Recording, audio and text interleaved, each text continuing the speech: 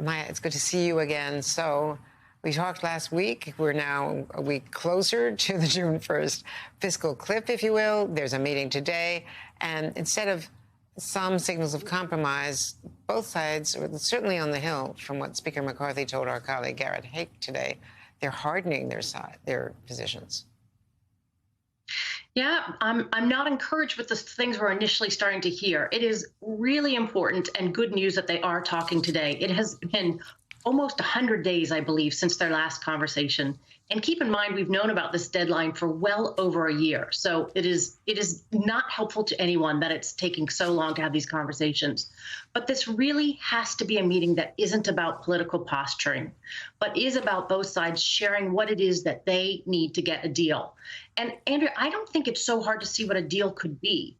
On the Republican side, they do need to have some level of savings, something that's going to address the unsustainable fiscal situation that we have and that they've been asking for.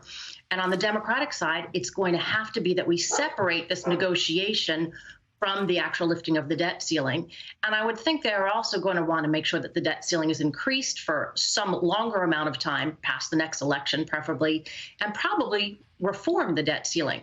There is a lot of possible area of agreement within there. But if they start by hardening their positions, we are just getting dangerously close to the deadline that will be this summer.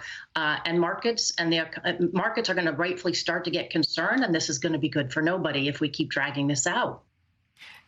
Every indication from what the speaker said today is that there's no short-term deal and no parallel deal, no negotiation on the budget separately from the debt ceiling, as the president, I think, may have privately been hoping. He's not going to get any backing from Mitch McConnell, which he's had in the past. So it really is the speaker and his caucus that have the leverage right now. Well, and I don't think that those are the right things to worry about. The right thing is to ensure that, I mean, I think that is what they're worrying about, but I don't think they should be. I think the right thing is to ensure that we do get some improvement on the fiscal situation.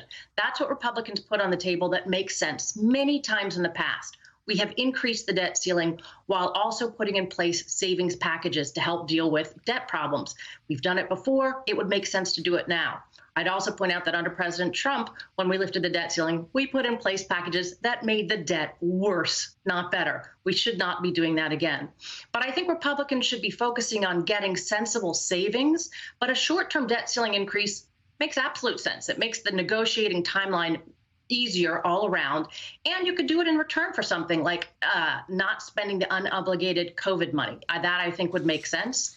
And doing it on a parallel track lets both sides talk about it the way they want to. That's part of the art of negotiating, which seems to be lost in Washington these days.